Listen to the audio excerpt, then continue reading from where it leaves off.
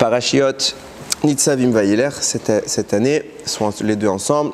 Pour la Refoua Shelema de Simone Bat Rachel, j'allais dire un nom, mais malheureusement il est niftar aujourd'hui même. Chana Rosa Bat Esther, Naomi Simcha Bat Rachel, Keren Bat Miriam, Rav Eliou Ben Fradi, Shmuel Ben Iliaou, Leilou Nishmat, Yehuda Ben David, Mesaouda Bat Miriam, Yaakov Ben Clara, et pour Zivougagoun Vetor de Jenny Bat Étoile, et pour tous les Chayalim et les Bnei Israël qui sont morts, Leilou Nishmatam, et pour tous ceux qui sont Baruch Hashem encore en vie, qu'Hashem il les ramène tous à la maison en bonne santé. Alors, Nitzavim, c'est toujours la paracha qu'on lit avant Rosh Hashanah. Donc ça nous permet toujours d'avoir un point d'appui pour un petit peu se préparer, parce qu'on ne vient pas les mains vides, mains dans les poches à Rosh Hashanah. Les gens ils arrivent, il y en a, ils ne se préparent pas du tout à Rosh Hashanah. Yom HaNorah, c'est un jour redoutable. Je me rappelle quand j'avais un ami qui me racontait que, je ne sais plus où est-ce qu'il a lu ça, que avant quand dans les synagogues on annonçait le mois de Elul, on fait toujours la proclamation du nouveau mois. Il y a des femmes qui faisaient des malaises dans la Ezrat Nashim. Il y a des femmes tellement que c'est Yamim Noraim. Aujourd'hui, tout le monde s'en fiche. Nous, tout ce qu'on pense, c'est chanter des chansons sympathiques. Kapara. Début de la paracha, il est tout de suite lié avec Yom Adin Rosh Hashanah. Atan Nitzavim Hayom Kulechem Lifnei Hashem Elokechem. Vous vous tenez tous aujourd'hui devant Hashem, votre Dieu. Rachechem, Shiftechem, vos chefs, vos tribus, Ziknechem, vos anciens, Shotrechem, vos policiers, Kol Ish Israël. Et après il détaille. On continue la liste. Vient le Zohar, il dit Hayom, Nitzavim Hayom. Hayom c'est quoi? C'est Yom de Rosh Hashanah. Le jour de Rosh Hashanah, on se tient tous devant Akadosh Baruch Hu, et un par un. Personne n'échappe. Tous, on est jugés, Beklalout, Bepratout, tout le monde est jugé. Et puisque le Zohar, je vais reformuler, puisqu'Hachem a choisi d'insinuer dans cette phrase Rosh Hashanah, alors c'est que on peut peut-être trouver des messages que je trouve qu'ils ont de la valeur. Regardez les mots. Atem nitzavim hayom lifnei Hashem Elokechem. Dans cette phrase, il y a deux mots qui vont m'intéresser. Atem nitzavim, vous vous tenez. Hayom lifnei Hashem Elokechem. Vous êtes devant Hashem, votre Dieu. Et pourquoi c'est intéressant de le noter? Parce que l'argument principal qu'on va utiliser, l'arme massive, j'ai envie de dire, qu'on va utiliser le jour de Rosh Hashanah, c'est le shofar. On va utiliser du shofar. Pourquoi le shofar? Parce que c'est la Akedat Yitzhak. Et la Akedat Yitzhak, elle a tellement de valeur qu'elle arrive à sauver tout le monde. C'est pas rien comme événement. Donc on va réfléchir un petit peu le srout d'Avraham qui a mis en place, évidemment avec Yitzhak, mais qui a mis en place cette Akedat Yitzhak. On va voir qu'il y a plusieurs allusions qui sont faites dans ce passage que je viens de dire. Nitzavim, vous vous tenez, lifnei Hashem, devant Hashem. Il y a des allusions qui sont faites. Les deux mots que je viens de dire, ils sont très importants. Regardez bien. On parle lifnei Hashem, on est devant Hashem. Et ça rappelle une distinction que les sages vont faire dans le Midrash, qui est très connue, entre deux grands hommes. Ces deux grands hommes, c'est Noach et Avraham. Les sages vont comparer les psukim qui évoquent les deux personnages. Concernant Noach et les Toldot Noach, premier pasuk de sa paracha, voici les descendants, les générations de Noach. Noach ish tzadik tamim hayabed dorotav. Noach était un juste intègre dans sa génération, et ha-Elokim ithaler Noach. Et avec Dieu, marchait Noach. Ça connote l'idée qu'ils sont côte à côte. Avec Dieu, je marche, comme un compagnon. Alors que Dieu était devant Abraham. Exactement. Concernant Abraham, au moment où Hachem va lui donner la mitzvah de la Brit Mila, Veimer Elav, il lui dit, Ani Kel Shaddai, je suis... C'est le nom qu'il donne à ce moment-là, Kel Shaddai, Ithaler Lefanai, marche devant moi, veillez tamim, mais sois intègre. Donc là, la différence, elle est notée où? Dans la position. Abraham, certes une fois qu'il a fait la Brit Mila, mais il marche devant Akadosh Baruch Hu, là où Noach marche côte à côte avec Hachem. Quelle est la plus belle position? Le Midrash la rapporte. Le Midrash dit c'est l'image d'un prince, d'un roi, qui a deux enfants. Un qui est faible, un qui est fort. Celui qui est faible, est-ce qu'il lui dit de marcher? À côté, tiens-moi la main. Il faut que je te tienne. Je ne peux pas te laisser tout seul. Celui qui est fort, je lui dis vas-y, avance mon fils. Toi, tu connais la route, j'ai confiance, tu es assez sage pour que je puisse te faire confiance et te laisser aller devant. C'est exactement ce que Rashi également explique. Il dit Noach, il n'avait pas la capacité de marcher en dehors des pas d'Hachem. Il fallait qu'Hachem le soutienne. C'est pour ça qu'il y a toute cette polémique autour de Noach. Est-ce que c'était vraiment un tzaddik? C'est pour ça qu'il rit dans sa génération. Est-ce que c'est un tzaddik juste dans sa génération? Ou est-ce que toute génération confondue? Il y en a qui vont dire non, c'est un tzaddik et point final. D'autres diront non, c'est dans sa génération, mais s'il avait été à côté d'Abraham, on ne l'aurait pas remarqué entre guillemets. Bien évidemment que Noach est un tzaddik et je ne suis pas là pour faire un débat pour accabler Noach. Je suis simplement là pour noter une différence de position. Abraham est tellement grand qu'il arrive à devancer les pas d'Hachem et il va falloir qu'on définisse qu'est-ce que ça signifie. Là où Noach a besoin d'être à côté d'Hachem, évidemment, là à nouveau, il faudra définir qu'est-ce que ça signifie. Donc on a premier point, on voit que notre paracha commence avec la même manière. Il y a une madrega qui est top, qui est au-dessus, qui s'appelle marcher devant Hachem. Atem nitzavim lifne. Vous aussi, vous vous tenez devant. Alors évidemment, quand on se tient devant, l'ifne ici va plus être dans l'approche de dire face à Hachem. Mais on arrive, le Ham Israël, et en plus on nous précise, je vous ai dit Hayom, c'est Rosh Hashanah, on se tient devant Hachem. Oui. Comment on sait que ça fait référence à Rosh Hashanah? C'est le Zohar qui le révèle. C'est Rabbi Shimon Bar Yochai qui dit, quand Hachem il t'a dit Atem nitzavim Hayom, c'est pour cela qu'on va faire en sorte tous les ans de lire Nitzavim la semaine qui précède Rosh Hashanah, parce que les Chachamim veulent te faire une allusion à ça. Hachem, il n'a pas dit explicitement Hayom égale Rosh Hashanah, non.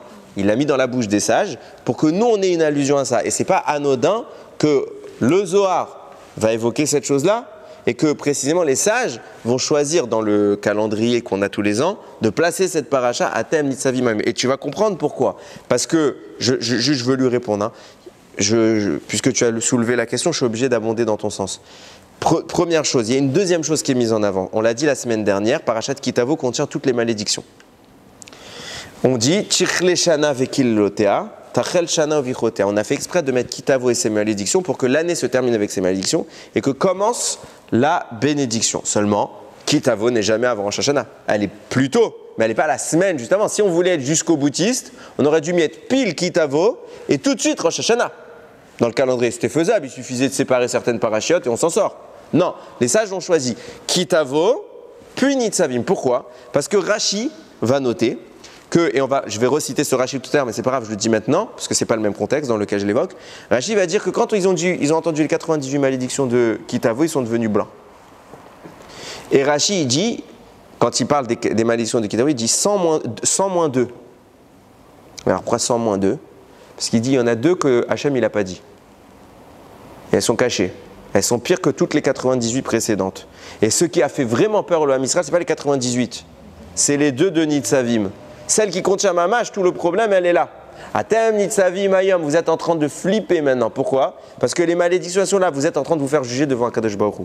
Donc encore une fois, c'est Nitzavim qui est choisi spécifiquement avant Rosh Hashanah, encore plus que Kitavo. Nitzavim va conclure le process de Kitavo. Oui. J'ai mal à comprendre dans quelle mesure on se sert de l'ifne. Si on dit l'ifnecha, c'est comme l'ifne. Poser shmashut. Alors, c'est pour ça que j'ai dit, le sens premier, vous êtes face. Face, alors si c'est face, c'est pas. Alors j'y viens. Le sens premier, mais là il y a écrit, quand on parle d'Avraham, et haler lefanaï, va devant moi. On aurait pu dire face à moi. On est d'accord? Il te dit, il nous place Hachem, il nous place devant. Et même si on est face, se tenir face à Hachem, c'est pas se tenir à côté d'Hachem. Ça veut dire qu'on a dans notre disposition, en plus on se tient, on est dans une position où on devance. Le mot liféné, C'est devant. Donc qu'est-ce que ça veut dire? Et c'est ma question que je pose. Hein. C'est pour ça que vous ne comprenez pas encore. J'ai rien expliqué encore. J'ai juste introduit. Baruch Hashem. On est dans le questionnement. Qu'est-ce que ça veut dire l'ifne Hashem? Évidemment, et j'insisterai jamais assez sur ça. Le sens simple, c'est le sens simple. Mais dans la Mida, on est toujours dedans. Oui. Non. Oui, on est face à Hashem. La mode. Oui. Et après, la mode l'ifne. Oui, on est toujours face à Hashem. Mais ce que je veux dire ici, le sens simple reste le sens simple. On n'a jamais le droit d'avoir une explication profonde et dire en fait c'est ça qu'elle voulait dire la Torah et tout ce qui est dans le sens simple c'est faux. Non. Exemple, une fois j'avais fait un shiur sur le moment où Yaakov il a levé la pierre du puits et ça j'avais fait tout un shiur pour expliquer qu'est-ce que ça signifiait la parabole. Mais en introduction, c'était quoi mon introduction? Il y a bien eu un puits, il y a bien eu une pierre. Rappelez-vous toujours, il y a bien eu un puits, il y a bien eu une pierre. Pareil, sens premier, Moshe s'adresse au peuple juif. Vous vous tenez aujourd'hui devant Hachem. De même que, qu'est-ce qu'il voulait dire par là? Rachid explique. Comme ils ont eu peur de toutes les malédictions, ils ont dit Ribono Shel Olam, qui va survivre à ça? Moshe va leur dire regardez, vous avez fait combien de bêtises depuis que vous êtes là? Vous auriez dû prendre toutes ces malédictions et disparaître. Bon, Hachem, vous êtes, l'Ifne Hachem, vous êtes toujours face à lui. Il ne vous a pas supprimé. Ça, c'est le sens simple. Maintenant, on va essayer de lire une couche plus profonde. On compare, on essaye de comprendre qu'est-ce que veut dire la Torah quand elle nous dit l'Ifne Hachem, on est devant Hachem. De même qu'il y a Avram qui a été appelé est à l'air les fanailles, marche devant moi, et on l'a comparé à Noir qui lui marchait à côté d'Hachem. De même, on a cette présomption de dire on est devant Dieu. Et qu'est-ce que ça veut dire qu'on est devant Dieu? Et pourquoi je fais cette corrélation? On va voir qu'elle est triple la corrélation. Petit 1 parce que le Zohar nous dit Hayom Rosh Hashanah, et que Rosh Hashanah on va profiter, on va utiliser à foison le mérite d'Avraham avec la Akedat Yitzhak, donc forcément on se doute bien qu'il y a un rapport. L'Ifne, celui qu'on dit de lui qui marchait devant Hachem, c'est Avraham. Et vous allez voir qu'il y a même un rapport avec le mot Nitzavim. Et c'était justement là où je voulais emboîter. J'ai dit les deux mots qui m'intéressent, c'est d'être devant Hachem, comme Avraham qui marchait devant Hachem, et d'être Nitzavim. Généralement, il y a dans ma mémoire qui me reviennent, il y a 2 fois avant ça, au moins, où on va dire que quelqu'un était Nitzavim, des personnes étaient Nitzavim devant quelqu'un d'autre. C'est quoi? Et à chaque fois, c'est toujours dans une notion de confrontation. Il y a d'autres cas dans la Torah qui viendront après. Je parle dans la Torah, Hamisha Chumshe Torah. Premier cas, enfin le cas le plus connu, Nadav et Avihu. Et comme Moshe et Aaron, ils sont sortis de chez Paro, ils étaient Nitzavim. Nadav et Avihu étaient devant, ils les attendaient à la sortie pour leur régler leur compte. Et là, on voit bien que c'était dans un esprit de confrontation. Ils voulaient s'en prendre à Moshe et Aaron. Ça ne va pas être mon propos Nadav et Avihu, je le précise tout de suite. La première fois qui me vient à l'esprit, du moins, peut-être faudra vérifier s'il n'y en a pas d'autres, mais je ne crois pas. La première fois qu'il y a écrit Nitzavim, c'est les Malachim qui sont venus voir Avraham. Je rappelle que Avraham, au 3e jour de la Brit Mila, justement c'est la suite de ce qu'on dit, Hachem il lui dit marche devant moi, fais la Brit Mila, et après ça, se sont tenus face à lui des Malachim. Pourquoi? Parce qu'Avraham, il était dans les souffrances de la Brit Mila, Hachem a voulu l'épargner, la mitzvah qu'Avraham aimait faire plus que toute, c'était Arnasat Ochim. Donc ce jour-là, Hachem a privé le monde, enfin a fait sortir le soleil pour que les gens ne voyagent pas et qu'ils ne viennent pas perturber Avraham. Avraham est triste, donc il lui envoie malgré tout des compagnons, et ce seront ces 3 malachim. Je vous lis les psukim. Abraham dit à Dieu. Oui, on va en parler, on va y parler. Peut-être pas comme ça, mais on va en parler. Vaïra elav Hachem, Hachem est apparu à Avraham, Beloné Mamré, donc il a Eloné Mamré, Veu Yoshev, Petach Haoel, Kechomayom, Avraham se tenait à l'entrée de sa tente, dans la chaleur du jour. Vaïssa Enav, il a levé les yeux, Vaïar, il a vu. Vine Shlosha Anashim, Nitzavim Alav, 3 hommes se tiennent face à lui. Vaïar, il les a vus, enfin il a vu, je traduis mot à mot, Vaïar, parce que la traduction littérale, elle fait perdre énormément d'infos. Vaïrot Sikratam, Ipetach Haoel, Vaishtachu Arza. Donc il a couru, il s'est prosterné à terre. J'ai lu un commentaire de Rav Shlomo Kluger. Je ne l'ai pas lu chez Rav Shlomo Kluger, c'est Rav Reisman qui ramène cela. C'est un contemporain, Rav Reisman. Il est vivant, Baruch Hashem. Et il amène un texte que j'ai trouvé magnifique de Rav Shlomo Kluger. D'abord, il analyse le texte que je viens de vous dire. Il a écrit 3 fois le mot « il a vu ». Première fois, c'est écrit « Vayera elav », donc il s'est fait voir, Dieu s'est fait voir. Donc la Shekhinah, elle venait faire Bikur Cholim, Avraham il est malade, la Shekhinah vient à côté au chevet d'Avraham. Donc première fois, Vayera elav Hashem. Ce qui va plus m'intéresser, c'est quand Avraham se met à porter son regard. Vaïssa Enav, il lève ses yeux, Vayar, et il voit. Et là on nous dit qu'est-ce qu'il voit? Vine Shlosha Anashim Nitzavim Alav, il voit 3 hommes se tenir devant lui. Vayar, il voit, Vayarot sikratam, il court vers eux. Qu'est-ce qu'il a vu? La deuxième fois. Il a vu les anges, il a vu. Qu'est-ce qu'il a vu? Hein? Bah non, Vayera Elav, elle s'est déjà manifestée. C'est pas faux ce que tu dis. Mais c'est pas, je pense que c'est parce que tu n'as pas encore la bonne raison pour commencer la chérie. On voit bien que, c'est pour ça que je vous dis c'est hyper important la traduction littérale, parce que dans les traductions normales, ils ont dit en les voyant, il a couru vers eux. C'est parce qu'il y a écrit Vayar, il a vu, Vayarot, il a couru. Donc qu'est-ce qui s'est passé? Pourquoi la Torah nous dit il a vu les anges et il a vu? Qu'est-ce qu'il a vu? Et pourquoi c'est important de l'écrire dans la Torah? Et il répond comme ça. Le Rav, il amène une Gemara. C'est une Gemara, oui, dans la Sechet Nedarim. Là-bas, la Gemara pose la question pour quelle raison les Bnei Israël sont descendus 210 ans en Égypte. Et elle amène 3 avis. Premier avis, Rabbi Abaou. Rabbi Abaou va expliquer, c'est à cause du fait, après j'explique, je donne les 3 avis, après je contextualise. C'est à cause du fait que Avraham a forcé des Talmidei Chachamim à faire la guerre. Premier avis de Rabbi Abaou. Deuxième avis, celui de Shmuel. C'est parce qu'Avraham a douté. Troisième avis, l'avis de Rabbi Yochanan, c'est parce qu'Avraham a empêché la tchouva des gens de Sdom. J'explique. D'abord, j'explique bien les choses. Avant de rentrer dans le détail, on va questionner. Dans les 3 cas, qui est mis en cause ici? Avraham, que ce soit le premier, le deuxième ou le troisième avis, c'est Avraham qui est mis en cause. Pourquoi c'est nous qui allons en exil? C'est toi qui as fauté? Va réparer. Pourquoi c'est à nous d'aller en exil pour lui? Bizarre. Premier point. Deuxième point, maintenant j'explique les 3 avis. Premier avis, celui de Rabbi Abaou. Il a fait entrer en guerre des Talmidei Chachamim. De quoi on parle? Quand il y a eu une guerre dans Parashat Lech Lecha, c'est la première guerre mondiale de l'histoire en vrai. Les 4 rois qui se sont pris aux 5 rois. Ok? Donc là-bas avec Kedar Laomer, etc., etc. Les 4 rois sortent victorieux et ils prennent la ville de Sdom. Là-bas se trouvait Lot. Lot étant maintenant captif de ces rois-là. Avraham se lève et va libérer Lot. Il sait que dans Lot, déjà c'est son neveu, et Lot il a l'Eneshama du Mashiach, il n'y a pas de débat, on y va. Maintenant, qu'est-ce qui se passe? Pour y aller, il est venu avec une armée. Au sens simple, la Torah dit qu'il est venu avec des gens. Au sens profond, on sait que ce n'est pas exactement comme ça, mais au sens simple, du moins, il est venu avec des gens. Au minimum, il est venu même au sens midrashique, il est au minimum venu avec Eliezer. Minimum. Ok, il y en a qui disent qu'il n'y avait que lui et Eliezer, et les autres ils sont restés un peu plus loin, mais il y en a qui disent qu'il n'y avait que lui. Mais Eliezer est un Talmid Chacham. Or, la halakha le dit, un Talmid Chacham ne fait pas la guerre quand c'est ce qu'on appelle une guerre qui s'appelle Reshut. Quand c'est une guerre qui est obligatoire, c'est autre chose. Quand c'est une guerre Reshut, ça veut dire quoi? Une guerre facultative. Est-ce que Hachem a ordonné de faire cette guerre? Non. Il n'y a pas eu de manifestation d'Hachem pour te dire vas-y.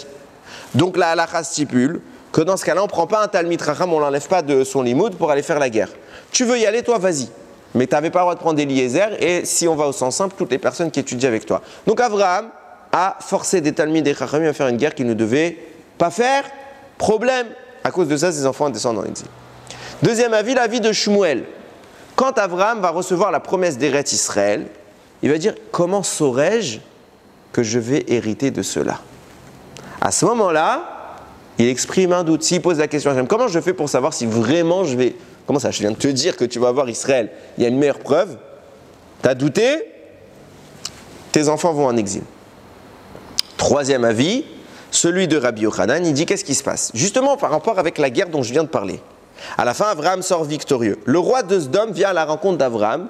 Il lui dit, écoute, les âmes, toutes les personnes que tu viens de libérer sont à toi, seulement rends-nous le butin. Avraham dira, non, ni le butin, ni les âmes, tout je vous rends, je veux rien. Viens, Rabbi Yochanan, il dit, donc les gens de Sdom, tu les as libérés, tu les as renvoyés chez eux, alors qu'ils étaient sous ta tutelle, puisque tu en étais officiellement propriétaire, tu as gagné. Ils étaient l'esclave des anciens rois, puisqu'ils les ont conquis. Tu viens de battre les anciens rois, donc tu devrais en avoir fait tes esclaves. Et ça aurait dû être quelque chose de bien. Pourquoi? Parce qu'Abraham, il fait quoi avec les gens? Il leur fait faire tchouva.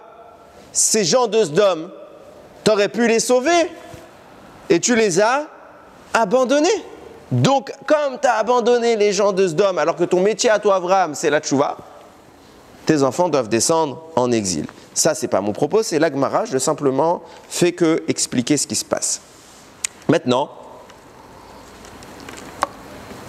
sur les trois avis, à part celui de Shmuel, les deux autres sont incohérents. Les deux autres parlent du même sujet, ils parlent de la guerre d'Avraham avec les 4 rois. Soit on a fait travailler Talmidei Chachamim, soit il n'a pas fait faire tchouva aux gens de Sdom.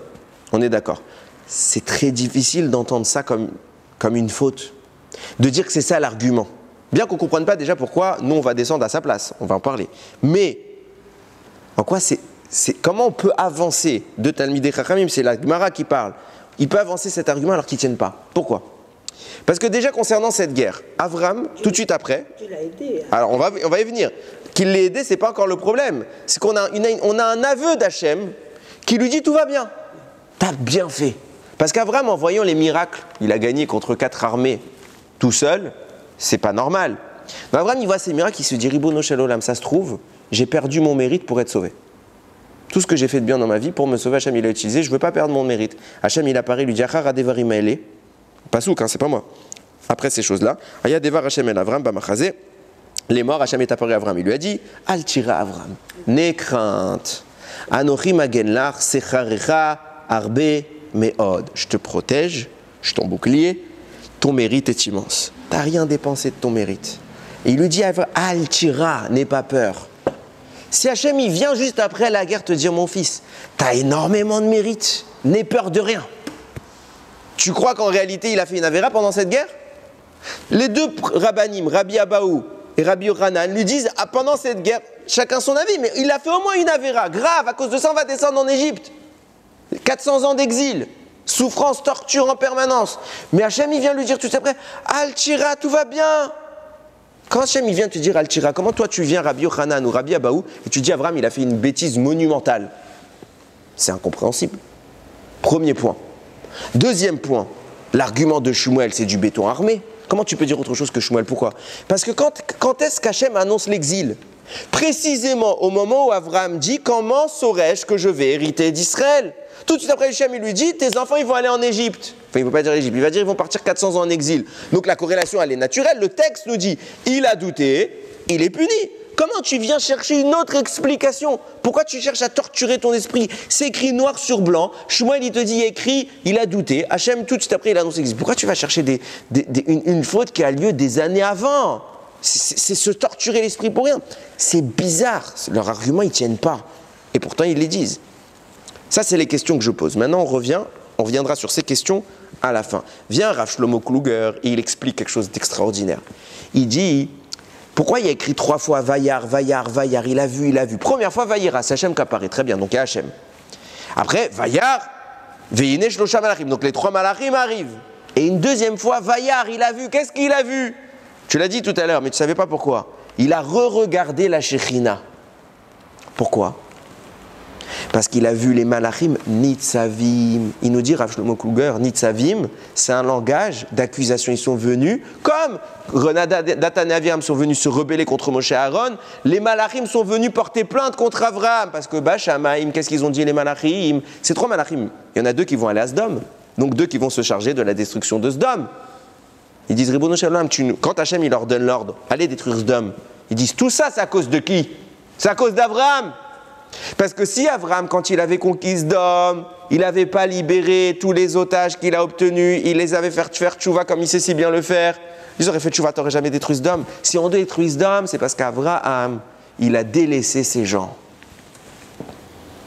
Hachem, il leur dit, Avraham est un tzaddik, je vous le prouve, je vous le dis. Ils disent, non, c'est pas un tzaddik. S'il avait fait ça, aujourd'hui, tu détruis pas Sdom. Avraham, alors qu'est-ce qu'il dit à Kadosh Baruch Hu?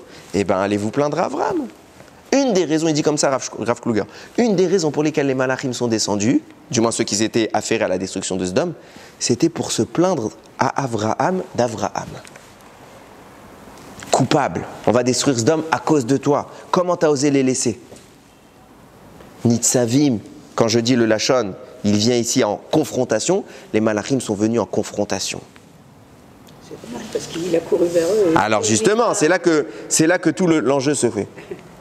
Abraham, Moi, je- apparemment, il était persuadé qu'il y avait plein de sadikim, parce qu'après, quand il négocie avec lui, J'y viens à tout ça, Bezrat Hashem, Bezrat Hashem. Regardez, j'ai même une preuve, peut-être. Qu'il n'y avait que Altira et Yaakov. Non, j'ai même une preuve que les Malachim, ils sont venus avec une hostilité. Parce que quand Hashem, il lui dit tout à l'heure, Al Tira Avram, n'aie pas peur, Ani Magen Lach, je te protège.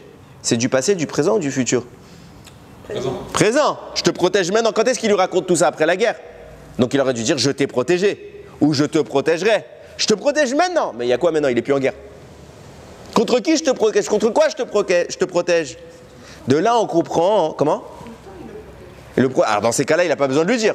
Si c'est une protection normale, je n'ai pas besoin qu'Hachem le dise. Il nous protège nous aussi à Yom Valaïla. Il dit je te protège. Si Hachem dévoile à Abraham que je te protège, c'est qu'il y a besoin d'une protection. C'est qu'il y a une agression. Sache que dans le ciel, il y a une accusation à ton égard. Et contre cette accusation, je te protège. C'est quoi? C'est ce que tu viens de faire. Tout de suite, il lui dit tu sors de Sdom, maintenant il y a une accusation, Bachamaïm. Et donc, Al-Tira, n'aie pas peur, je te protège. Contre quoi? Contre l'accusation. Ils sont venus, les Malachim, dire à Abraham on est venu contre toi, Nitzavi Malav. Pourquoi? Parce que par ta faute, on va détruire Sdom. Qu'est-ce qu'il fait? Abraham fait quelque chose d'extraordinaire. Donc première fois, Vayar, il a regardé, Veiné Shlosha Anashim, il a vu les 3 Malachim. Qu'est-ce qu'il fait? Vayar, il tourne sa tête vers la Shekhinah. Il lui demande l'autorisation de la quitter. Et ça va être la réponse à donner aux Malachim. Abraham va quitter la Shekhinah. Pourquoi à ce moment-là, où est-ce qu'elle est la Shekhinah? Abraham est assis, la Shekhinah est à côté. Ils sont donc côte à côte, comme Noach. Il n'y a pas de problème, il n'y a pas de raison d'être devant. Hein. Ok. Qu'est-ce qu'il fait Abraham? Il quitte il regarde la Shekhinah, il la regarde, autorisation de partir, il dit oui, et il avance. Il est allé devant. Baruch Haba. Qui est allé Abraham, il est allé à l'encontre des 3, à la rencontre, pas à la rencontre, à la rencontre des 3 Malachim, et donc à ce moment-là, naturellement, il s'est remis en position devant Akadosh Baruch Hu. Il s'est mis l'ifné Hachem. Et qu'est-ce que ça change? C'est ça la réponse qu'Avraham est en train de donner aux Malachim. Sachez que vous ne comprenez pas qui je suis. Et c'est pour ça qu'Akadosh Baruch Hu les a envoyés, parce que Bachamaïm, ils étaient en train de se plaindre d'Avraham. Hachem, il leur dit, mais ne vous inquiétez pas, je sais ce qu'il a fait, c'est bien. Non, c'est pas bien, Hachem. On a tous les arguments contre Avraham.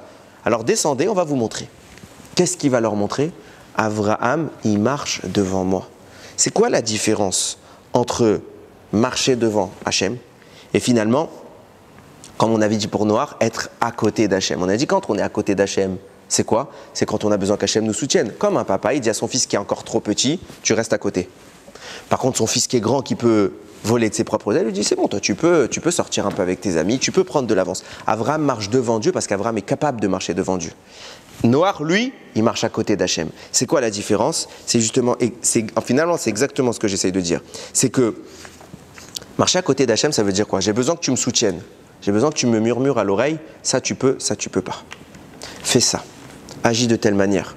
Comme mon papa, il me tient par la main, il me dit là tu vas pas, t'es trop petit tout seul. Si maintenant je marche devant Hachem, ça veut dire que j'ai plus besoin qu'Hachem me dise quoi faire. De moi-même, je sais déjà, j'ai une liaison assez grande, j'ai une conscience assez grande de ce que c'est qu'Hachem, qui fait que de moi-même, je sais ce que j'ai à faire. Je n'ai pas besoin qu'Hachem vienne me dire va à droite, va à gauche. C'est pas un peu arrogant, non? Non, parce que de même qu'un parent, une fois qu'il a bien expliqué à son fils les règles, il lui dit maintenant tu peux traverser tout seul, maintenant tu peux sortir tout seul. C'est pas arrogant de faire confiance et d'avoir confiance en soi que de le faire. Quand je connais, quand je ne connais pas, je ne connais pas. Si Hachem autorise à Abraham à marcher devant lui, c'est qu'Hachem atteste qu'Abraham peut marcher devant lui, et non seulement Abraham se permet de le faire parce qu'il sait qu'il connaît Akadosh Baruch Hu tellement bien qu'il n'a plus besoin d'entendre de sa bouche quoi faire. Et quand il y a besoin d'une exception, genre Akedat Yitzhak, que personne n'est assez fou pour la deviner, alors Hachem il lui parle. Mais tout ce qui est comportement, Abraham le fait de lui-même. Si Abraham, au moment où il est devant la ville de Sdom, pour faire la guerre contre les 4 rois, il demande à Hachem est-ce qu'il doit faire la guerre et prendre les Talmidei Chachamim? Non. Pourquoi? Parce qu'il sait qu'il doit les prendre. Il demande à Hachem est-ce qu'il doit prendre les otages ou les libérer? Non. Il est conscient qu'il doit les libérer et qu'il ne doit pas les prendre pour lui. Ah mais tu aurais pu leur faire tchouva? Si tu avais gardé les otages de Sdom, tu faisais faire tchouva à Sdom, on ne détruisait pas Sdom. Abraham t'a fait faire tchouva à toute la planète. Tu ne peux pas prendre Sdom et les sauver? Non. Et je sais ce que je fais. Pourquoi? Parce qu'Abraham, il a une telle proximité avec Hachem que quand il agit sur conscience que c'est ce qu'Akadosh Baruch Hu attend de lui. Et Akadosh Baruch Hu ne voulait pas sauver Sdom. Pourquoi? Parce que même Avraham n'aurait pas pu leur faire tchouva. Mission impossible. Ils étaient tellement versés dans le mal que c'est peine perdue. Avraham est conscient. Avraham sait que ça ne sert à rien. Donc il décide, je ne les récupère pas, j'ai rien à gagner. Les malachim reviennent et ils disent Ribono shel olam. Qu'est-ce qu'il fait? De quel droit il l'aide pas? Il y a quelqu'un devant lui qui peut l'aider à faire tchouva. De quel droit il ne l'aide pas? Hachem dit mais il sait ce qu'il fait. D'où il sait ce qu'il fait? Personne ne peut savoir ça. Le seul qui peut savoir ça, c'est qui? Savoir que toute tentative de tchouva est vaine, c'est Hachem. Avraham, il marche devant moi. Avraham, il me connaît tellement qu'il agit en mon nom. Moi, je croyais qu'il avait laissé tous les biens de la guerre. Non, même les gens, il les a libérés. Et c'est justement là que les malachim, ils ne comprennent pas. Ils viennent porter une accusation contre Avraham. Pourquoi ils portent cette accusation? Parce que qu'est-ce qu'un malach? Qu'est-ce qu'un ange? C'est un serviteur d'Hachem qui n'a aucune autonomie.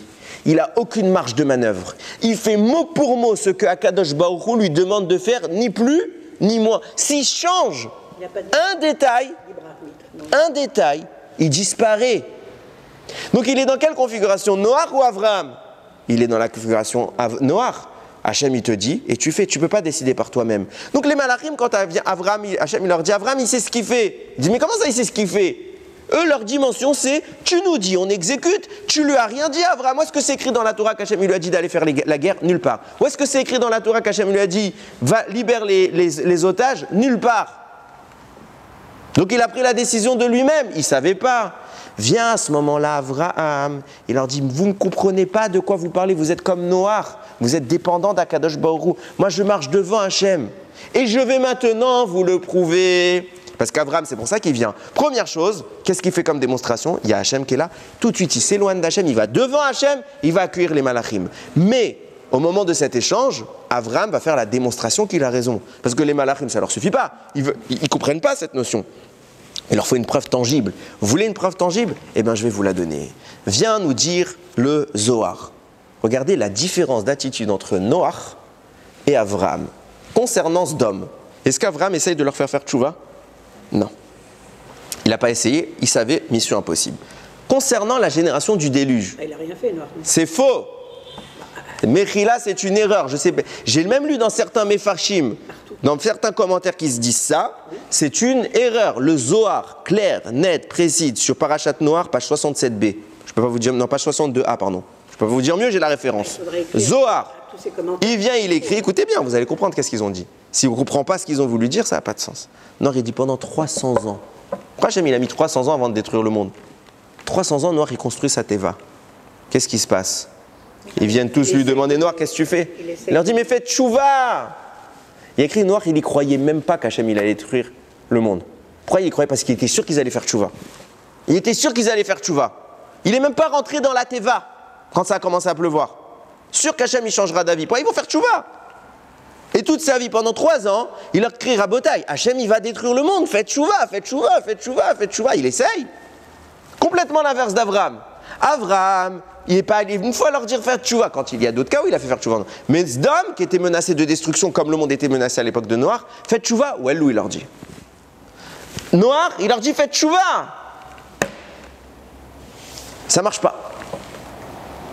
Noach sort de la teva, il regarde le monde, il se met à pleurer, il dit Ribono shel olam. On t'appelle Rachum vechanoun.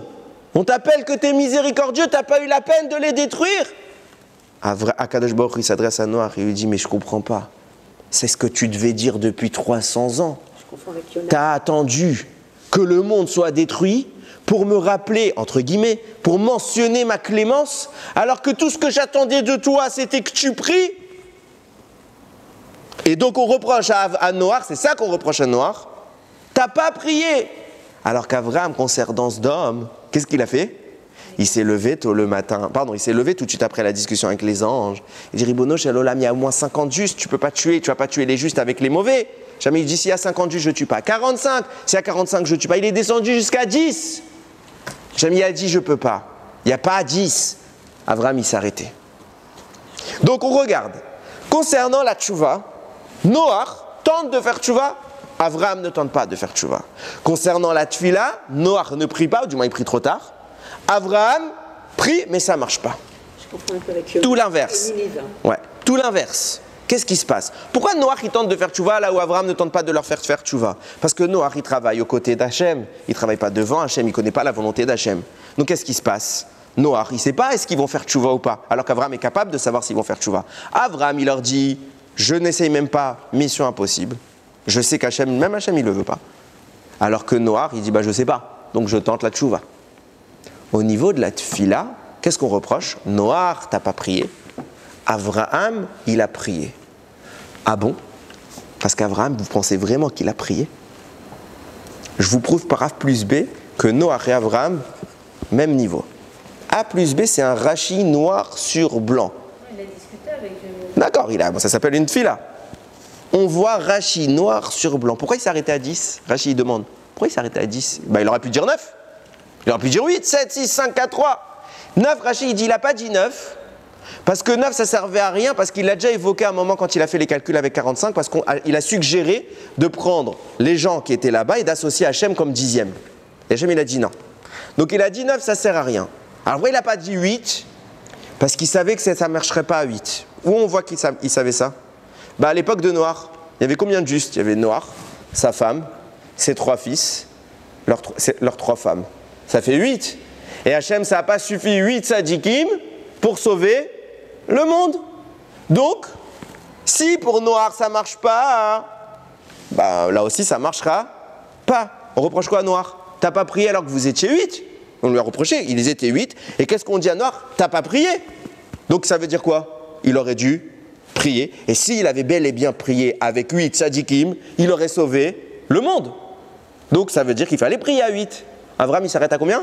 À 8. Est-ce qu'à 8 t'as prié? Non, Noach non plus, il n'a pas prié à 8. T'es pareil que lui. On voit qu'Avraham, il est meilleur. Il a prié pour plus. D'accord, il n'était pas dans la situation de Noach. Dès qu'il arrive au niveau de Noach, il a dit on arrête. Ça sert à rien. Pourquoi ça sert à rien? Pourquoi tu t'arrêtes? On a dit à Noach, ils étaient 8, on lui a dit, t'aurais dû prier. Et si Bémet t'avait prié, t'aurais sauvé le monde. Pourquoi tu t'arrêtes? C'est tout l'inverse. Donc Avraham n'a pas prié. Pourquoi Problème. Alors comment on peut dire qu'il n'a pas prié alors que tous les sages nous disent qu'il a prié? Réponse. Écoutez bien comme c'est fort. Écoutez bien. C'est écrit dans la Torah tout de suite après. Avraham a fini sa prière, Hachem est parti. Les anges sont allés à Sdom, ils ont détruit Sdom. Vayashkem Avraham baboker. Avraham se lève tôt le matin. El hamakom asher amacham et penacham. Là où il s'est tenu la veille pour parler avec Hachem. Vayashkef, al pene Sdom va'amora ve'alkol pene eretz hakikar vayar ve'ine ala kitor haaretz ke kitor hakivshan. Il a vu la fumée. Il a vu Sdom réduite en fumée.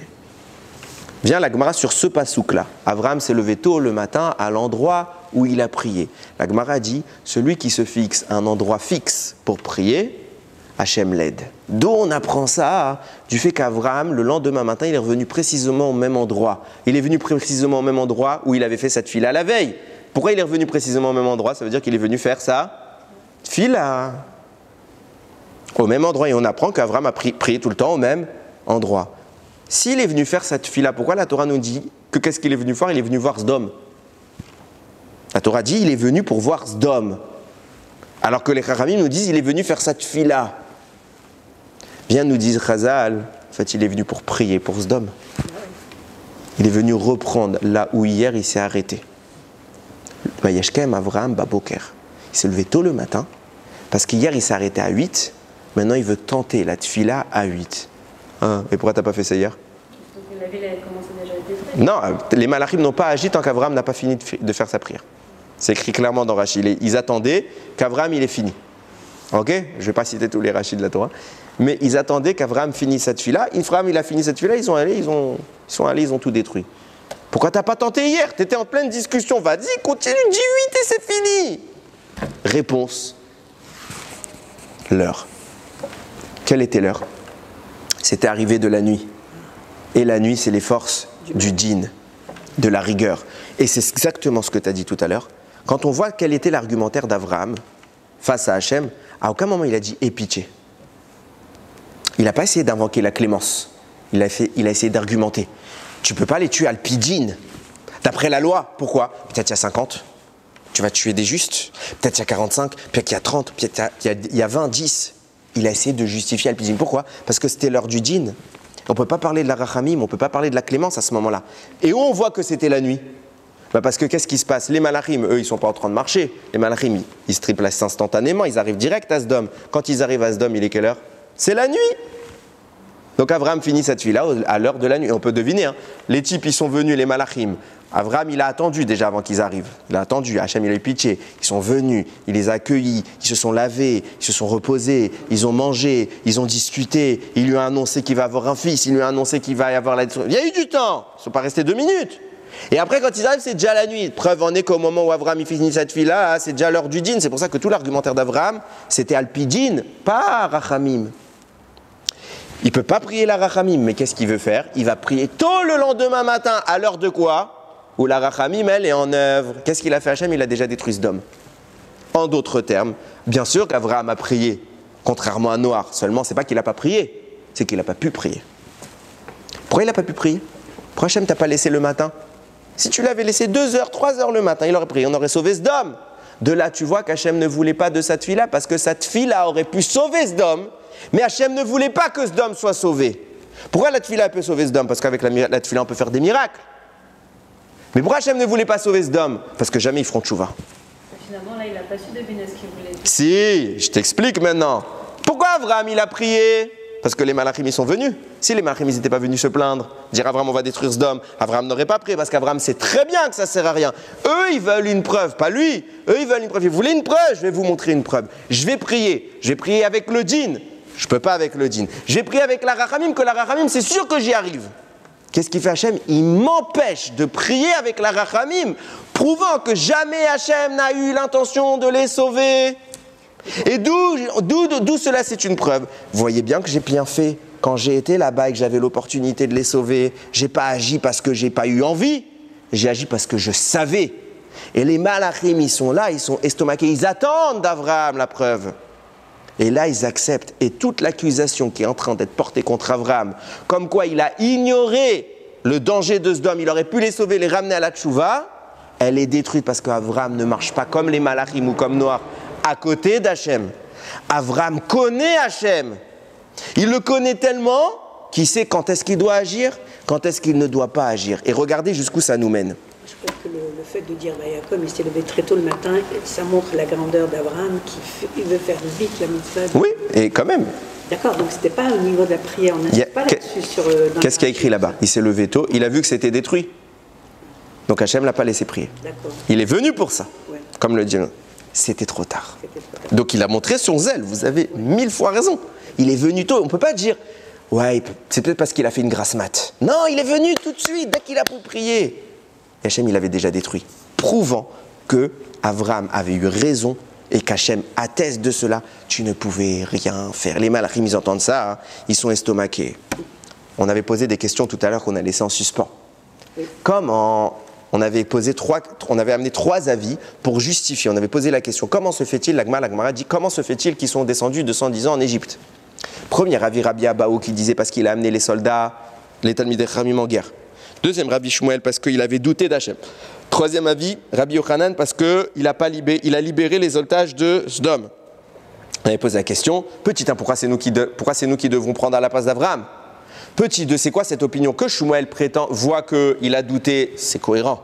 Que les 2 autres avis qui disent avec la guerre, il a pris les Talmidei Chachamim ou il a libéré Sdom, ça n'a pas de sens. Hachem atteste de cela. Alors pourquoi il dit ça, les 2 rabbanim? Pourquoi il cherche à faire compliquer? La Torah dit que c'est parce qu'il a douté comme Shmuel. Pourquoi tu vas me chercher une autre opinion? Autre opinion. Ça n'a pas de sens. Réponse. Les 3 avis sont d'accord. Ils ne sont pas en débat. Ils ne sont pas en débat. Ils viennent cibler le défaut qui va justifier qu'on descende en Égypte. Qu'est-ce qu'ils viennent dire? Abraham, il a opté faire la guerre sans qu'Hachem lui demande. Et les malachim l'ont critiqué pour ça. Qu'est-ce qu'on a prouvé? Il avait raison. Pourquoi il avait raison? Parce qu'Abraham, il est Italer les fanaï, il marche devant Hachem. Jamais il doute Abraham, il sait.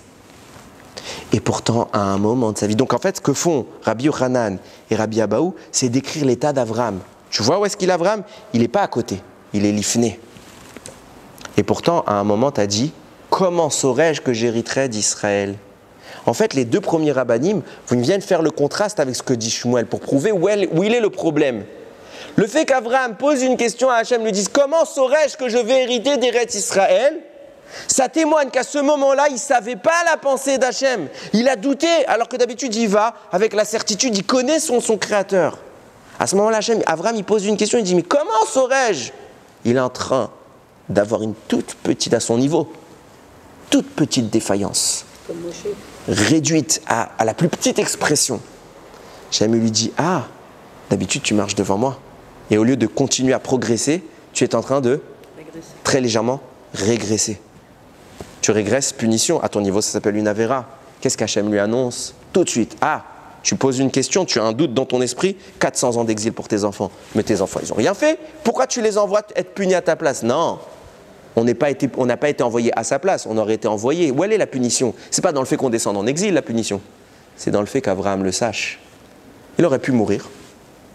Finir ce monde peinard, ça y est, j'ai eu Yitzhak, j'ai vu Yaakov, j'ai vu mes arrière-petits-enfants, tout va bien? J'ai une belle vie? Non. Hachem, il lui annonce, tes enfants, 400 ans d'exil. 400 ans d'exil, quel papa il est heureux d'entendre ça? Toute sa vie va sourire. En quoi c'est une punition? Parce qu'Abraham a douté dans son esprit, alors Hachem le travaille dans son esprit. Tu as eu un doute dans l'esprit, alors je t'informe. Et je te punis au niveau de l'esprit. Ce n'est pas le fait qu'ils aillent en exil ta punition. Ils iront en exil par leur propre mérite, pas par le tien.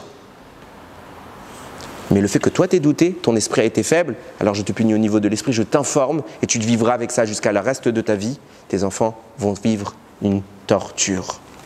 Et Abraham, il doit faire tchouva sur ça. Qu'est-ce qu'il fait tout de suite? Une fois qu'Hachem lui annonce tout ça, qu'est-ce qu'il y a? La Brit Mila. Après, il y a les anges qui arrivent. Où se tient Hachem? À côté d'Abraham. Il n'est plus devant Abraham. Abraham ne se tient pas devant. La Torah nous décrit la position de fait, parce qu'Abraham est malade. Il est à côté d'Hachem. Et qu'est-ce qu'il lui demande Hachem? Va voir les malachim. C'est pour ça, Vaillard, il a re-regardé Hachem.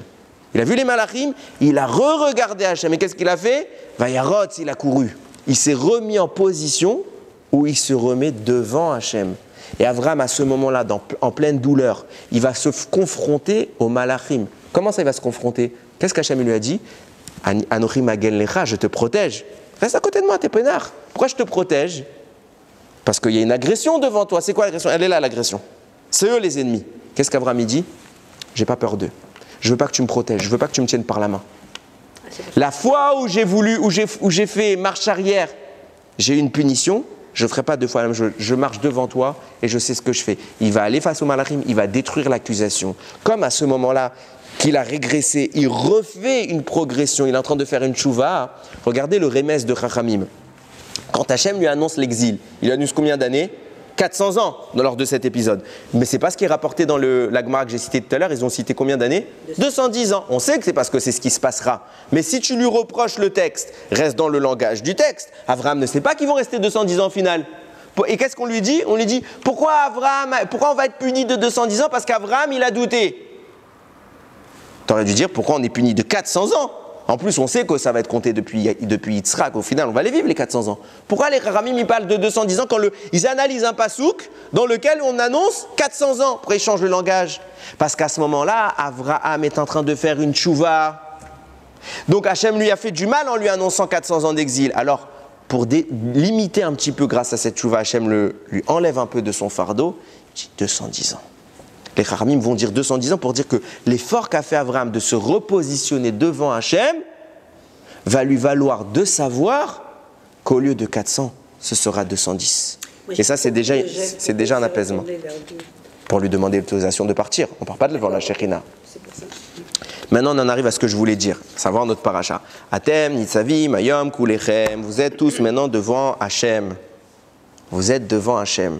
Comme Abraham. Je vous ai posé une question tout à l'heure, je vous ai dit, pourquoi c'est les enfants qui prennent à la place d'Abraham? Et j'ai répondu non, les enfants ont pris pour eux-mêmes. Et où se trouvait la punition? C'était dans le fait qu'Abraham sache. Qu'est-ce qui se passe avec les enfants? Alors pourquoi ils sont descendus en Égypte? Écoutez ce qu'il dit le Pri Tzadik, mis à part les centaines de raisons qu'on connaît. Il donne une raison supplémentaire. Il dit la Torah ne s'acquiert que par des issourim, Les épreuves. par des épreuves, par des souffrances. Pour mériter la Torah, il faut avoir des épreuves dans sa vie. Je ne comprends pas. C'est obligé. Il y en a qui n'ont pas eu d'épreuves et ils ont mérité la Torah. Pourquoi Hachem il envoie, il dit il fallait les 210 ans pour libérer toutes les forces de la Torah qui étaient impactées par les fautes et vous méritiez pas, et vous méritiez pas, vous méritiez pas, alors je vous ai fait souffrir et cette souffrance elle va justifier que malgré votre faiblesse je vous donne la Torah. Pourquoi? Parce qu'on ne peut pas tous être Avraham. On ne peut pas tous marcher devant Hachem. Alors Hachem il te dit regarde, ceux qui peuvent marcher devant moi et de eux-mêmes tout comprendre comme Avraham Avinu, Inematov, ils ont la Torah parce qu'ils ont fait l'effort d'eux-mêmes. Vous n'êtes pas capable? Alors, je vous la donne quand même. Bon, il faut un prix à payer, c'est l'Égypte. L'Égypte était le prix à payer pour faire Matan Torah. C'est pour ça qu'il y a eu 10 plaies, 10 paroles, 10 dons de la Torah, enfin, 10 commandements. Les souffrances ont permis de libérer cette Torah. Et regardez la corrélation qui est faite. Quand Hachem annonce l'exil, il ne dit pas il est en train de punir Avraham, il dit je vais punir ses enfants. Alors qu'on a démontré qu'au final, il punit Avraham, puisqu'il lui annonce et que c'est que l'annonce qui est problématique, ce n'est pas le fait de descendre en Égypte. On est en train de corréler l'état d'Avraham, sa capacité à marcher devant lui, et l'exil, la souffrance qui amène à la Torah. Avraham arrive à marcher devant Hachem, il a la Torah. Nous, on n'y arrive pas. Alors en compensation, malgré notre faiblesse, on va souffrir, mais on va marcher devant Hachem. Nous aussi, on va recevoir la Torah, et au final, on connaîtra sa volonté. Ça veut dire que soit on est capable de marcher de nous-mêmes devant Hachem, soit on doit souffrir, mais on y arrive quand même. Et Hachem nous place dans une situation ambiguë comme c'est pas permis. Pourquoi? Être Avraham, c'est pas donné à tout le monde. Nous, c'est quoi notre profil? C'est noir. Nous, on a besoin que papa il nous tienne par la main. On a besoin qu'Hachem il nous dise non, ça non, fais pas, c'est pas bien. Reste à côté de moi, je sens que ta présence. Non, Hachem il nous place en position où il est loin de nous parce qu'on est tellement grand, entre guillemets, qu'on est devant. Non, ça c'est Avraham, moi je suis nul. Moi je veux que tu me tiennes par la main.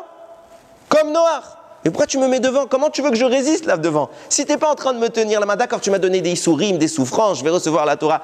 Super, merci, mais je vais me planter total. Parce que je ne suis pas Avraham Avinu.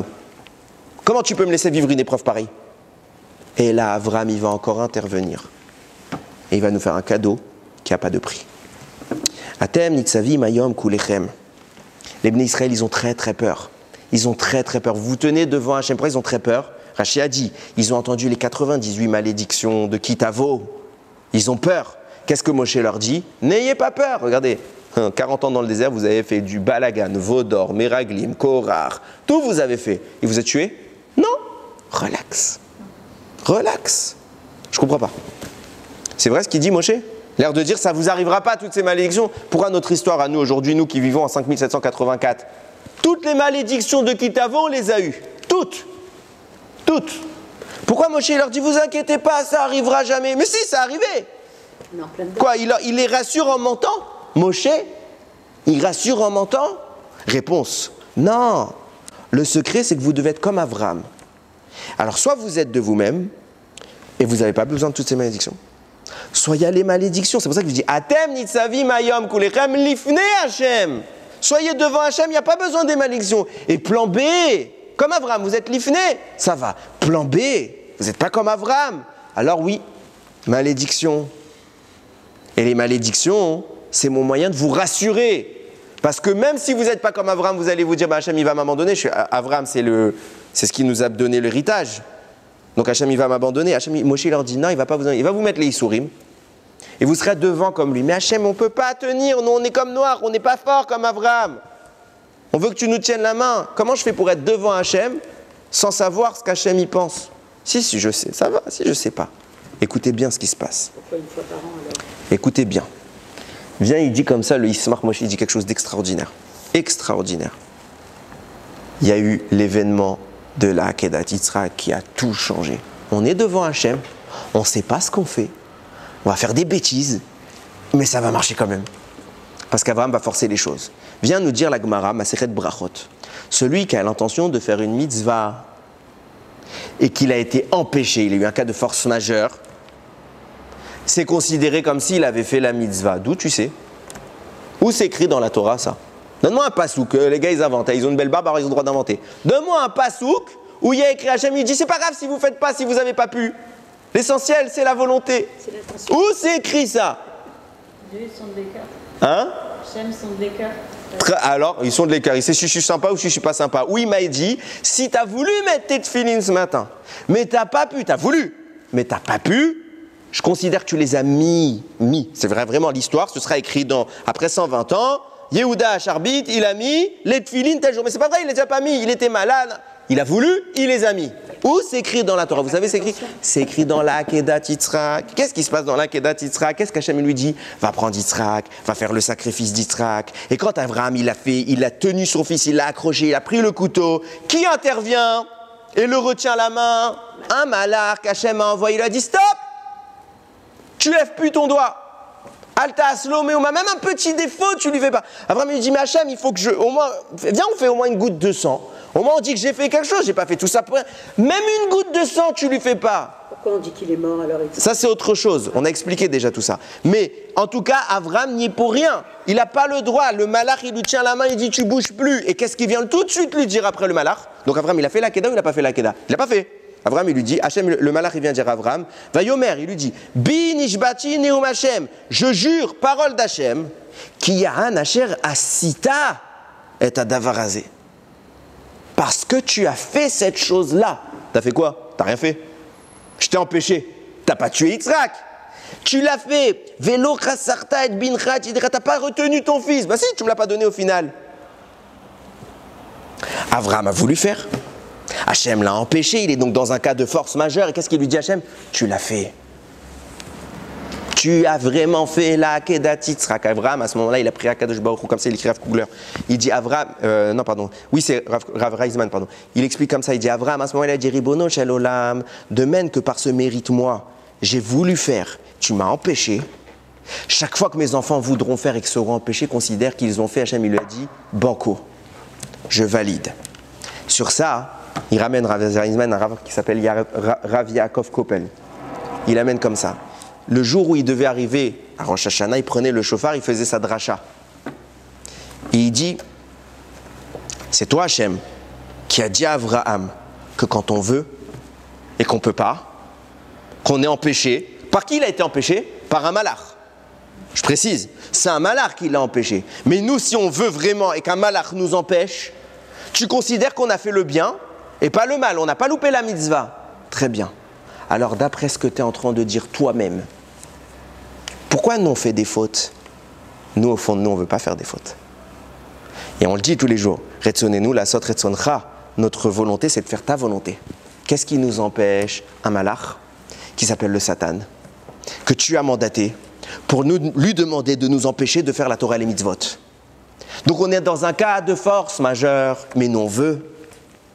Et sinon on veut, tu as promis que c'était comme si on avait fait. Donc d'après ta propre Torah, tu n'as pas le droit de nous accuser d'avoir fauté. Et d'où j'ai ce mérite? Juste avant de sonner le shofar, il disait ça. D'où j'ai ce mérite? C'est ça le shofar. C'est ça qu'Abraham il a gagné. Quand on sonne le shofar, c'est pour rappeler ce mérite. Et c'est tellement vrai, il dit, j'ai même une preuve dans la halakha.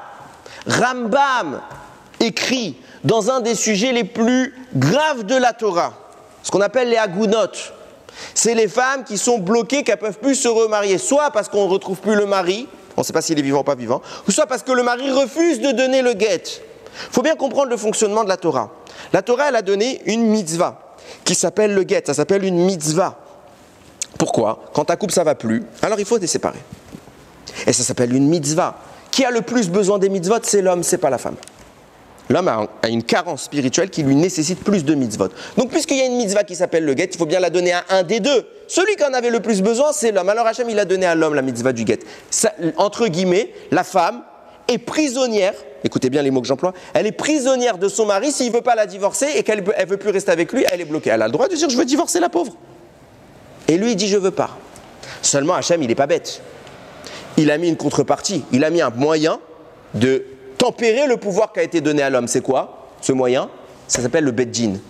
Normalement, dans un monde bien fait, on a un Beddin, un vrai Beddin qui a les pouvoirs de décision légales. Et qu'est-ce qu'ils ont droit de faire le Beddin? Ils vont voir le mari, ils lui disent écoute, donne le guet. Il refuse. Ils lui disent écoute, on te menace, on va te mettre des sanctions. Rambam il dit ce Beddin là, il a le droit d'aller jusqu'à taper le mari, il peut le brutaliser, lui faire mal, jusqu'à qu'il dise « oui, je donne le guet ». Pourquoi? Parce qu'en réalité, il n'a pas le droit de ne pas donner le guet. Hachem, il lui a donné ce kavod, entre guillemets, pour faire ce qu'il avait besoin d'une mitzvah. Il n'a pas dit, je t'autorise à ne pas lui donner. Où c'est écrit ça dans la Torah? C'est écrit nulle part. Le mari qui fait ça, il fait pas ce qu'Hachem veut. C'est pas grave, parce qu'on a un moyen de tempérer. Aujourd'hui, on n'a plus le moyen de tempérer. C'est ce qui fait qu'il y a des problèmes. Parce qu'on n'a pas le Bet Din à l'époque, qui était le pouvoir législatif.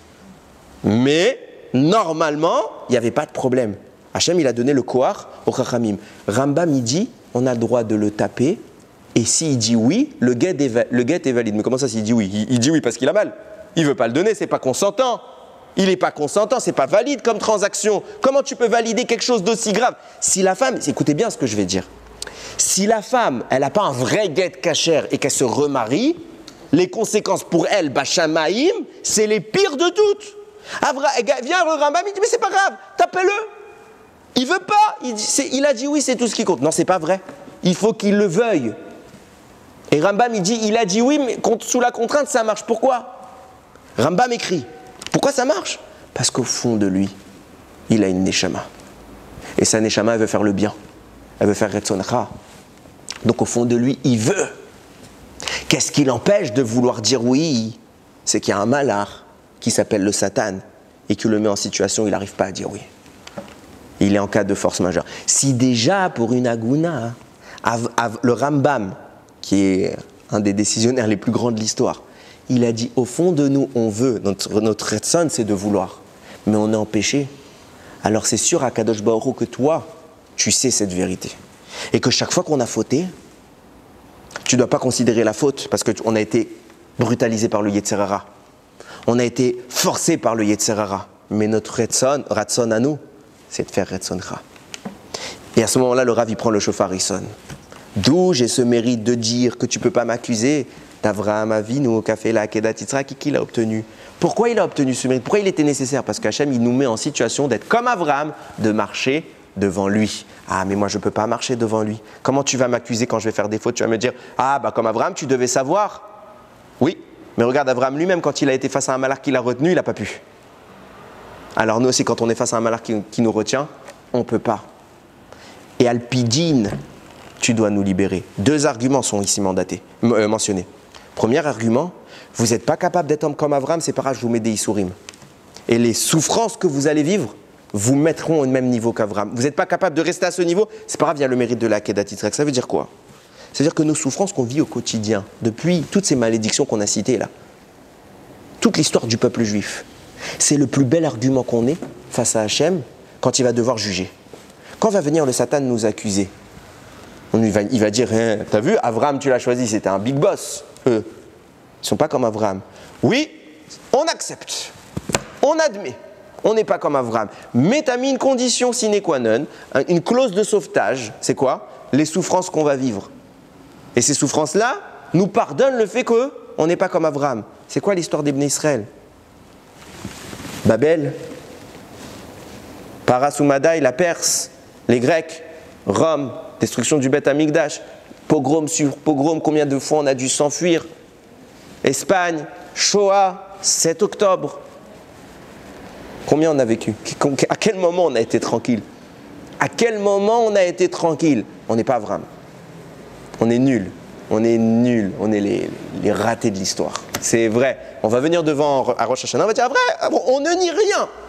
Vous allez voir à Rosh Hashanah, pas une fois on va dire, Aviti, Pacha, on ne va pas faire Tachanoun, on ne va pas demander pardon. On ne nie rien. On est des nuls. On accepte ça. Mais on a un érudit. Parce que c'est le moment où on est jugé. Il ne passe pas tout son temps à faire Rosh Hashanah. Oui, non, mais c'est pas ce que je voulais dire. Bon, regardez la question, vous me l'expliquez après. Et je disais donc, on est des nuls. On va pas le nier.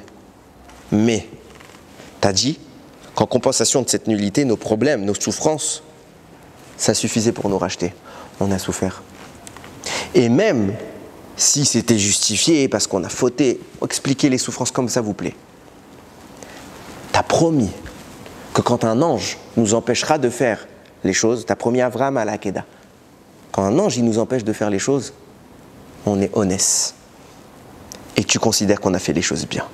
Alors on n'a rien fait de mal au final. Et à ce moment-là, juste je termine. On sonne à ce moment-là le shofar. Et on fait taire le Satan. Il avait des arguments. On les a tous validés. Et on les a tous annulés avec le shofar. On vient le jour de Rosh Hashanah. Et on donne cet argument à Kadosh Baruch Hu. Et bien sûr qu'on a peur. Qu'est-ce qu'il vient de nous dire Hachem? Atem nitzavim hayom kulechem lifne Hachem elokechem. Atem nitzavim, c'est quoi nitzavim? Vous tenez debout devant moi. Pourquoi debout devant moi? J'ai dit que nitzavim, c'était un langage de confrontation. Oui, on va se confronter, parce qu'il y a un Satan qui va venir nous accuser. Hachem nous dit, Hayom, c'est Rosh Hashanah. Comment vous devez être le jour de Rosh Hashanah? Nitzavim, vous devez être en confrontation, parce que le Satan, il va argumenter contre vous. Rappelez-vous, vous êtes dans quelle position à ce moment-là? Quel est l'argument qui va vous faire gagner? Vous êtes lifne Hachem elokechem. Vous êtes comme Abraham devant moi, par le mérite de quoi? Par le mérite des souffrances que vous avez vécues. Vous avez vécu toute votre histoire. Par le mérite de quoi? Par le mérite de la Akedat Yisraël qui fait que même quand vous foirez, Hachem, il sait que vous voulez faire le bien. Par tes deux mérites-là, Atem Nitzavim Hayom, le jour de Rosh Hashanah, n'ayez pas peur d'argumenter. N'ayez pas peur d'accepter que vous avez échoué. Vous avez une carte passe. Vous avez mon aval. Et on clame devant Hachem. Il faut argumenter devant Hachem. On a fauté, mais tu as juré. Par le mérite de l'Akedat Yitzhak, par toutes ces souffrances qu'on a vécues. On a vécu cette année. On a vécu. On n'a pas fini. C'est pas fini. On n'a pas fini. On ne sait pas ce qui nous attend demain. Avant de venir au show, j'ai un ami de France qui m'a appelé. Il m'a dit alors comment ça se passe en Eretz, etc. On s'inquiète. On ne sait pas ce qui va se passer demain. Adkama. C'est pas grave. On ne sait pas. On ne sait pas. Mais toi, tu peux plus nous accuser. Si tu nous avais pas mis de Issourim, on vivait peinard. Alors oui, qu'est-ce que tu veux, on n'a pas d'armes. Mais toi, tu as mis les Issourim. Toi, tu as donné l'argument pour faire taire le Satan. Alors qu'ils se taisent. Qu'ils viennent encore cette année nous accuser de tous les maux. Mais il faut avoir ça à l'esprit. Il ne faut pas venir à Rosh Hashanah lire un livre et écouter le chauffard et se croire à ce moment-là transporté. Non, il faut venir avec des arguments. Il faut se préparer à Rosh Hashanah. Je disais ce matin encore là à Lara, on n'a pas le droit d'arriver à Rosh Hashanah. On parle non seulement du Chazan, mais même les fidèles. C'est écrit comme ça dans le Lial Kout Yosef. On n'a pas le droit d'arriver à Rosh Hashanah sans avoir ne serait-ce que relu un peu la tfila. On arrive, on découvre. Non, on se prépare. Quand vous avez un jugement, vous êtes l'avocat, vous cherchez les arguments. Vous avez une vraie plaidoirie. Vous venez vraiment avec un argumentaire. Ben, c'est ça qu'on doit faire à Rosh Hashanah. Et si on le fait avec cette sincérité, j'ai bien dit, attention, il ne faut pas croire. Pas tout n'est pardonné. Sinon, on s'en fiche. N'allons même pas à la synagogue. On va au chauffard, comme certains font. On va au chauffard, on écoute Shalom. On appelle Shana Tova. Non. Pour que ça marche, il faut avoir une sincérité. Il faut être sincère dans ce moment où on dit Hachem, j'ai fauté. Mais tu sais que je ne voulais pas. Et si tu sais vraiment que je suis sincère, que je ne voulais pas, alors tout le mal que j'ai fait, tu sais que ce n'était pas ma faute. Et tu sais que tout ce que je voulais, c'était faire le bien, alors considère que j'ai fait le bien. Et là, en effet, Hachem, en voyant cette sincérité, en sonnant du chauffard, on mentionne tous les mérites et toutes les souffrances qu'on a eues, évidemment qu'il nous pardonne. Comme ça, il écrit Rav Ovadia Yosef. D'un côté, dans la Kabbalah, on nous dit qu'il faut pleurer à Rosh Hashanah. Rav Ovadia Yosef, il dit qu'il ne faut pas pleurer à Rosh Hashanah. Il faut être Bessimcha. Ça veut dire quoi? Il faut pleurer pour montrer sa sincérité. Mais même en pleurant, il faut être Bessimcha. Poursuivre les deux avis. Je ne dis pas qu'il y a raison, qu'il y a tort. C'est deux manières d'approcher les choses. Mais il faut avoir quand même cette simcha de savoir que tous les mérites que je viens de dénoncer maintenant, c'est une shmira, c'est une protection. Abraham, il a dit Magen lecha, je te protège. Nous aussi, il nous protège. Vous croyez quoi? Sinon, on ne serait plus là aujourd'hui. On ne serait plus là depuis longtemps. Il n'y avait pas besoin d'attendre la Shoah ou quoi que ce soit. Hein. Vous laissez construction de sortie d'Égypte, on nous écrase. Égypte, on nous écrase déjà.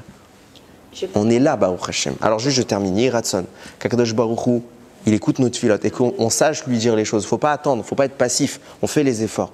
Qu'on sache dire les choses à Kakadosh Baruch Hu, qu'on ait le kohar de lui annoncer nos erreurs, de les reconnaître et de témoigner de notre sincérité que jamais on a voulu faire ça.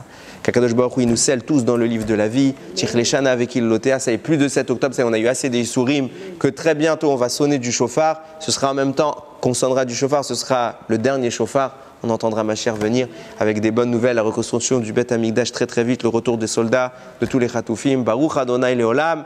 Amen ve Amen.